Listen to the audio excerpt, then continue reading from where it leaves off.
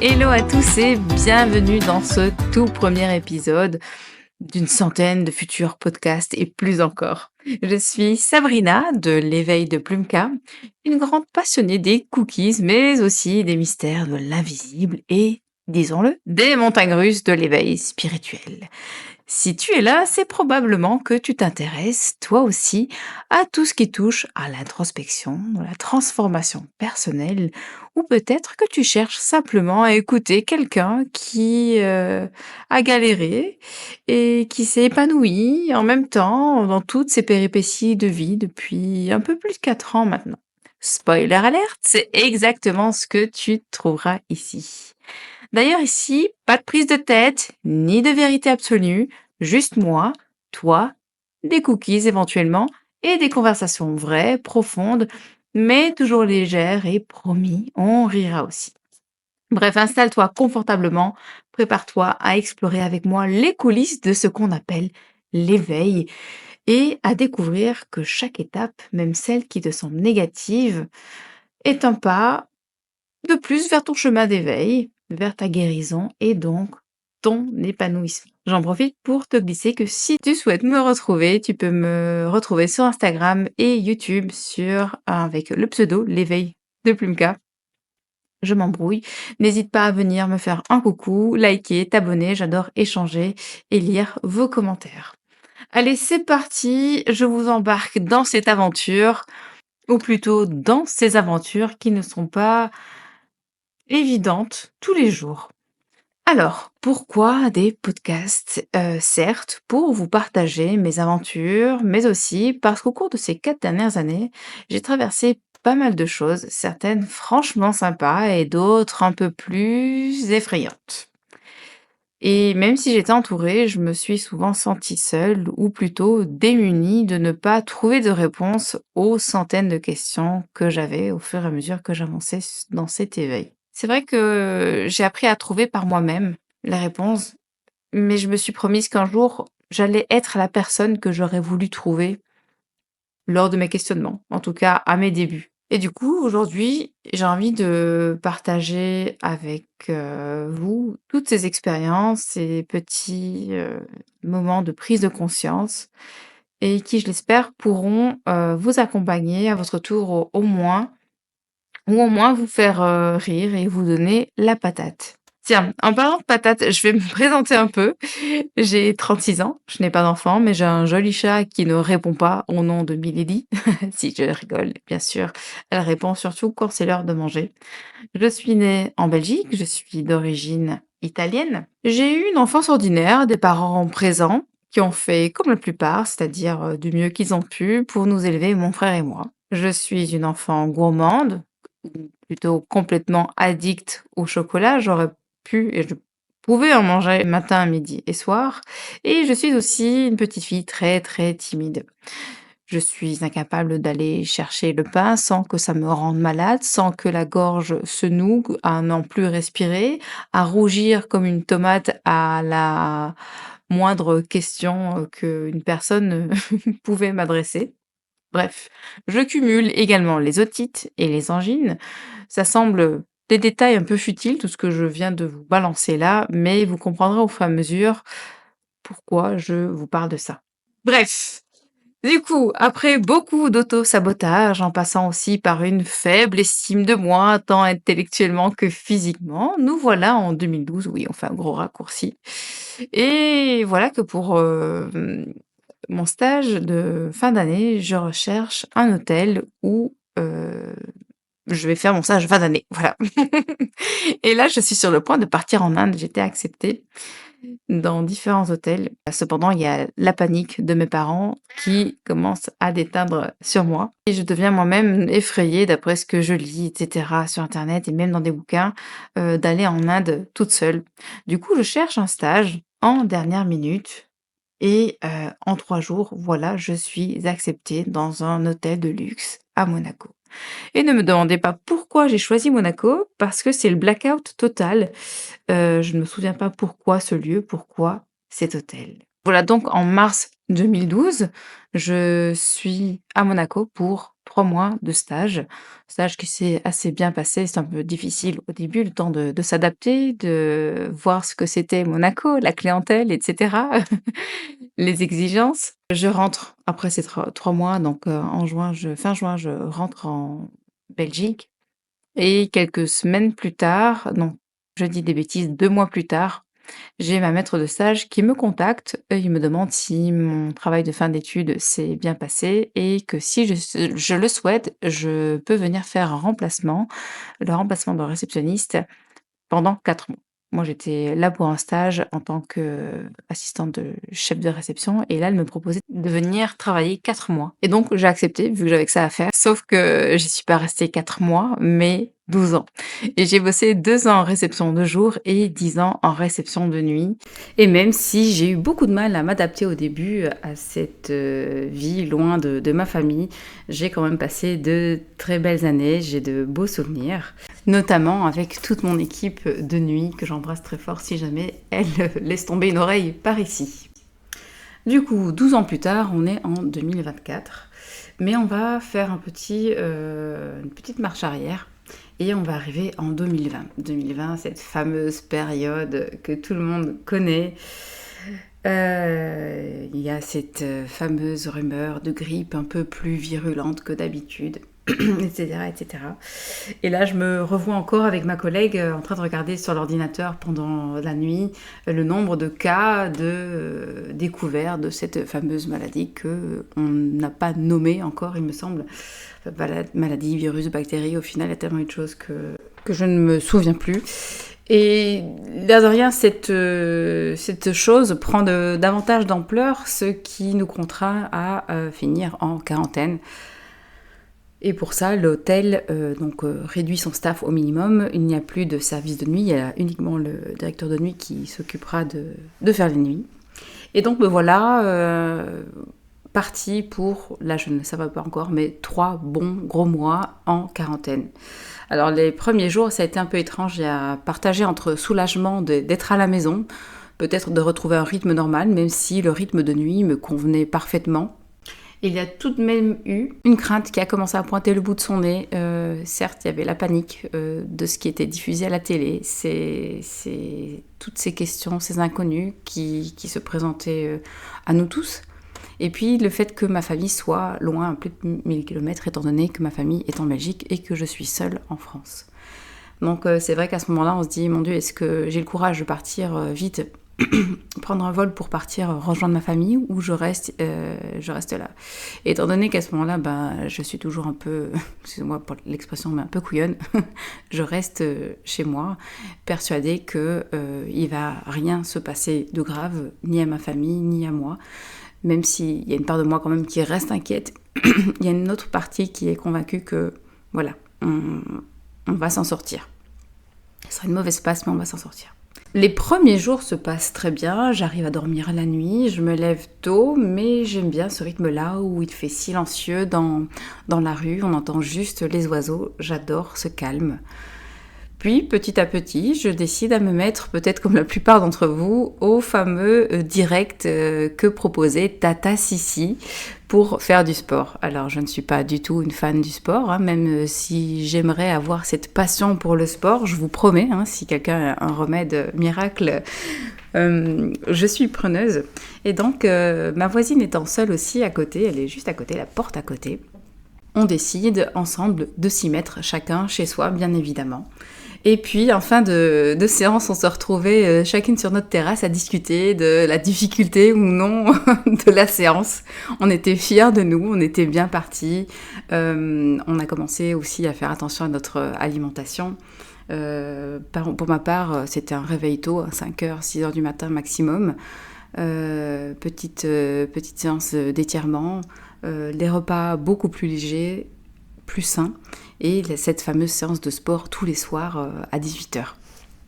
Donc tout se passe bien jusqu'à ce que un jour, qui semblait commun aux autres, Je commence la séance, donc petit SMS à ma voisine juste avant, enfin SMS, on n'est plus à ce temps-là, on est au WhatsApp.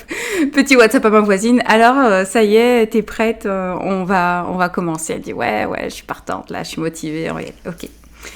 Et donc, on commence la session. Il me semble qu'on commence par quelques squats. Jusque-là, tout va bien. Et ensuite, on passe aux fentes croisées.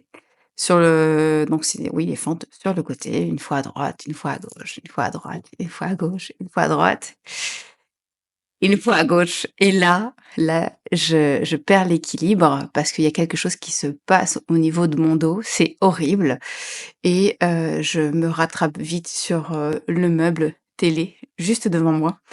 C'est l'enfer, je ne peux plus bouger, je suis pliée, recroquevillée. Je ne sais pas ce qui se passe, mais je souffre énormément. Je prends vite mon téléphone et j'appelle directement ma voisine et je lui dis: «Écoute, il faut absolument que tu viennes parce que je sais pas ce qui s'est passé, je sais pas ce que j'ai au dos, ça brûle, je n'arrive pas à marcher, je ne peux plus me redresser. Il faut que tu viennes m'aider». Et par chance, on avait, chacune les clés, de la porte d'entrée de l'autre et sauf que cette fois-là, j'avais oublié de retirer je rigole encore. J'avais oublié de retirer ma clé, ce qui fait que quand elle a voulu insérer la sienne dans la serrure, ben, elle pouvait pas parce qu'il y avait ma clé qui bloquait. Du coup, je je rigole et je souffre en même temps et là, je me revois, j'attrape une chaise et j'avance un peu comme si j'avais un déambulateur. Donc tout doucement, j'arrive à la porte d'entrée et j'arrive enfin à lui ouvrir. Elle m'aide à me coucher par terre pour me masser et essayer de me faire un peu d'étirements. On se dit que peut-être que si je faisais de plus grandes longueurs en marchant, ça irait mieux. Du coup, on descend à la terrasse commune. Je fais, quelques pas avec elle qui me tient, qui me soutient parce que pour moi, c'est horrible. Je ne peux pas me porter seule et c'est très douloureux. C'est très, très douloureux. Je ne sais plus exactement comment se termine la soirée, mais je pense que je suis allée prendre une douche pour essayer un peu de détendre les muscles et j'ai dû aller me coucher très tôt tellement j'avais mal. Je ne pense pas avoir pris de médicaments parce que je ne prends pas de médicaments. En tout cas, si c'est pas utile, j'essaie de supporter la douleur et je vais dormir.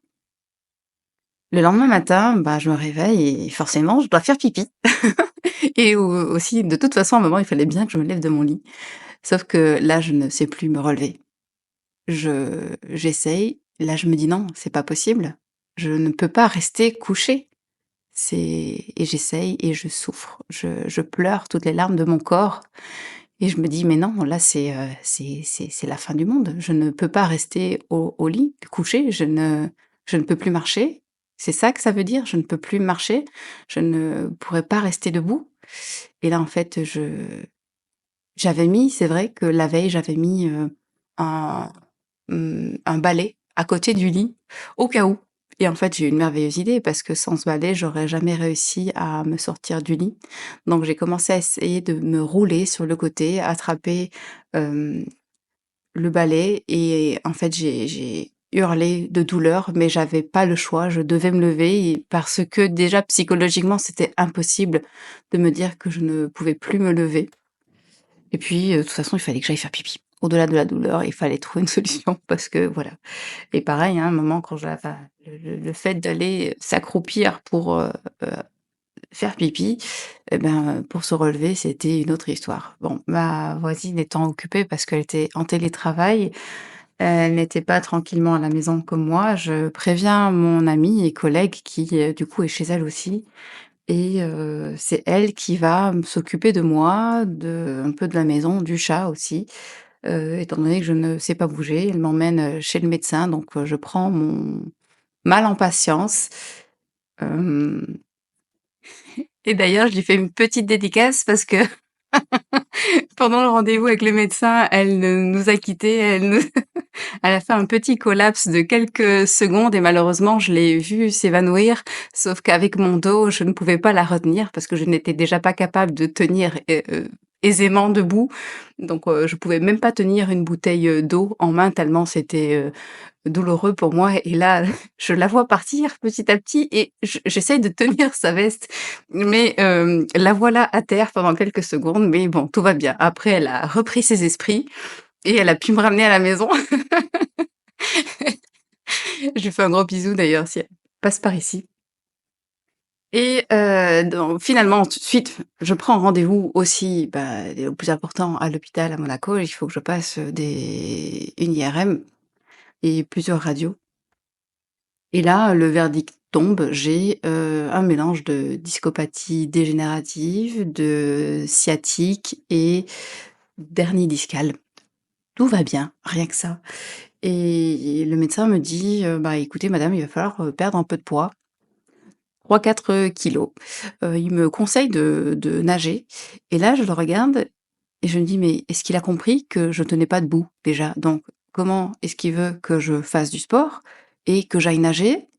D'autant plus que nous sommes en plein confinement, donc on ne peut pas sortir. Alors je pouvais déjà pas sortir à plus d'1 kilomètre de chez moi, c'était comme ça en France en tout cas, avec la police qui tournait non-stop. Donc il, me conseille de continuer les médicaments pour apaiser la douleur et me donne rendez-vous, 1 ou 2 semaines plus tard. Entre-temps, j'arrête les médicaments parce qu'avec, la codéine, à part voir, des étincelles et des licornes quand j'essaye de me lever le matin, ça fait rien de bon et ça n'enlève pas la douleur. Mon amie Barbara qui, loge chez moi ou parfois m'emmène chez elle parce qu'elle avait son petit chat aussi, hem m'aide à faire des petites balades de 5 minutes, puis 10 minutes. C'est très, très fatigant et dire que tous les soirs avant, de ou pratiquement tous les soirs avant de partir bosser, on allait marcher 2 heures en bord de mer et là, quand je voyais que 5 minutes, c'était, la fin du monde, je me dis: «Mais mon Dieu, en fait, je vais plus jamais pouvoir rentrer en Belgique». Je pensais à mon neveu qui allait avoir 1 an, je me dis: «Je vais plus pouvoir, voir, mon petit amour».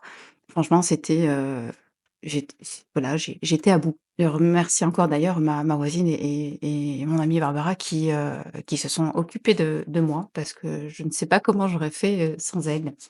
Je retourne, chez ce fameux chirurgien et il me dit: «Ben, écoutez, on peut vous opérer». Donc il me montre ses jolies photos, son joli squelette là à côté de lui avec la colonne. Il me dit: «Regardez, là, on va vous mettre 2 vis» et il dit: «Par contre, vous aurez toujours mal». Dans ma tête, je me dis: «Mais c'est une blague depuis le début ce médecin ou quoi?» J'ai entre, faire du sport alors que je tiens pas debout, faire, de la nage, aller, à la piscine, ou en tout cas nager à la mer, alors qu'on est en plein confinement et là, en fait, il me conseille de mettre des vis, mais ça n'enlèvera pas la douleur. Donc je lui dis: «Écoutez, bah, je vais réfléchir, tant que je ne travaille pas pour l'instant, on va attendre, le maximum et si jamais je dois me faire opérer, bah, voilà, on verra». Mais j'avais 31 ans, j'avais pas du tout envie de déjà me faire opérer du dos et puis je me dis: «Non mais si jamais ça marche pas et que je me retrouve au final en chaise roulante plutôt que debout en titubant». Je préférais être debout évidemment, avoir du mal à marcher plutôt que de me retrouver en chaise roulante. Les jours passent, mon moral, s'améliore. Je décide de me mettre à la cuisine, à la pâtisserie, en fait, parce qu'il est vrai qu'il y a une partie de moi qui était un peu lassée de mon travail et je m'étais dit que, bah, voilà, ce serait peut-être l'opportunité aussi de me tourner vers quelque chose qui me plaît. Donc, vu que j'adore la nourriture et d'autant plus les pâtisseries, mais plus pour les préparer que pour les manger, même si j'aime quand même, mais pas autant que ce qu'on pourrait le croire. Bref, j'ai commencé à me renseigner, à regarder des formations et puis à pratiquer, chez moi aussi, je fais de jolies tartes, je distribue aux voisins aussi. Et puis, il y a un soir où je m'inscris sur une application de rencontre, non pas pour rencontrer quelqu'un parce que ça allait faire 1 an que je m'étais, séparée d'une relation longue et assez compliquée. Et j'avais juste envie de discuter, simplement. Et je tombe sur une description, de quelqu'un. Il y avait, pas de photo, donc j'ai beaucoup aimé le fait qu'il n'y ait pas de photo parce que je recherchais pas, une rencontre. Mais sa description sortait vraiment, des sentiers battus. C'était, il se différenciait, alors je peux plus vous dire ce qui était écrit, mais, c'était intriguant. Et c'est grâce à cette personne que j'ai, mis un pied dans l'univers de l'invisible. Parce que lui me racontait qu'il pouvait sentir les énergies de la nature. des arbres et cetera et qu'il avait des ressentis intérieurs et donc forcément, je m'y suis intéressée davantage, je lui ai posé énormément de questions et il m'a conseillé de regarder un film qui s'appelle Heal en anglais et parmi plusieurs intervenants, on y voit ce cher docteur Joe Dispenza qui, est une personne qui a eu un accident de la route. Alors je ne sais pas s'il était à vélo, lui, il s'est fait percuter, il me semble, par un camion et là, bah, il a plusieurs vertèbres qui sont touchées, et ses médecins lui annoncent qu'il ne pourra plus jamais marcher. Donc voilà, ça sera chaise roulante, à vie et il s'est dit que il a commencé en fait à méditer pour guérir chacune de ses vertèbres, pour guérir son corps tout entier et après plusieurs semaines, il me semble que c'est 9 à 10-12 semaines, il a pu commencer à marcher, correctement et je me suis dit: «Bah tiens, j'ai que ça à faire moi aussi et si je méditais? Et si je commençais à méditer pour guérir ma colonne?» parce que c'était, je pouvais remarcher mais c'était douloureux, j'étais vite fatiguée. Quand par exemple on devait attendre de faire les courses, on nous faisait attendre dehors, bah, le faire du sur place pour moi c'était compliqué. Et donc j'ai commencé à méditer et j'ai aussi eu l'idée de dessiner en fait ma colonne. J'ai recherché un dessin que j'ai recopié, sur Google. J'ai cherché discopathie dégénérative, j'ai regardé ce que ça pouvait, comment ça pouvait être représenté et j'ai dessiné ma colonne comme ça, on va dire abîmée, en souffrance et puis à côté, j'ai repris le dessin d'une colonne saine et je me suis dit: «OK, Sabrina, avant, tu avais ce problème-là, maintenant tu fais une croix dessus. Maintenant ta colonne est saine. Il y a plus rien dans ta colonne» et j'ai commencé à méditer en visualisant, comme Joe Dispenza, des boules de lumière qui venaient réparer ma colonne et au fur et à mesure des jours, je prends un goût, heu, auquel je ne m'y attendais pas, un goût à la méditation, mais je pense méditer 10 minutes, parfois 20 et en fait, je médite pendant 2 heures. Je commence évidemment par visualiser cette guérison qui a lieu au bas de mon dos, mais me rends compte que en plus de me faire du bien, ça canalise mon stress parce que je suis quelqu'un de très timide, très stressé. La méditation commence à m'apaiser. C'est comme si mon stress commençait à être encapsulé, ne peut plus s'exprimer, en tout cas de moins en moins. Je trouve ça génial. Et je continue et là je commence, étant donné que je médite, jusqu'à 2 heures par jour, parce que je fais vraiment ça de façon régulière tellement je ça me crée un bien-être incroyable et je commence à voir des dessins, j'ai des flashs, j'ai beaucoup de flashs de visages, d'animaux, de, de formes géométriques qui bougent.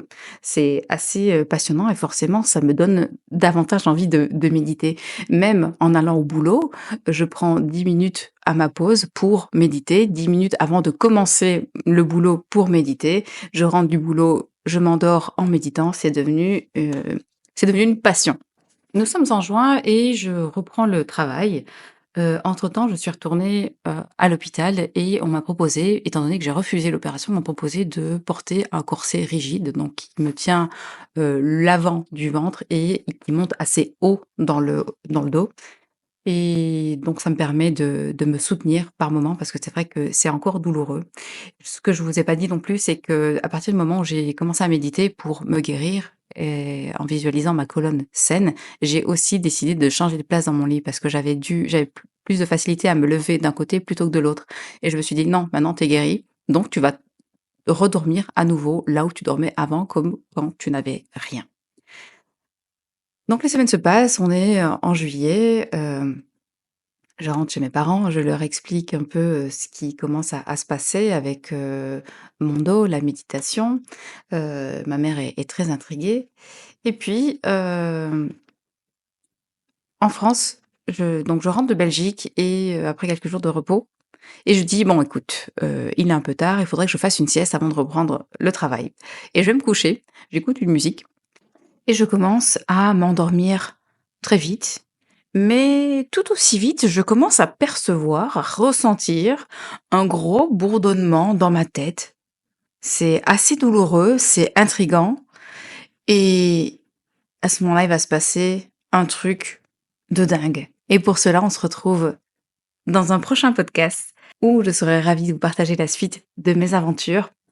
Entre-temps, si vous avez des questions, je serais ravie d'y répondre, ravie de vous voir vous abonner à ma chaîne podcast Les Rendez-vous avec mon âme, ainsi qu'à YouTube et Instagram. N'hésitez pas à partager autour de vous, ça pourrait très certainement intéresser un ou plusieurs de vos proches. Je vous remercie sincèrement et du fond du cœur d'avoir écouté ce premier podcast. J'espère qu'il vous a plu et on se retrouve très vite pour de nouvelles aventures.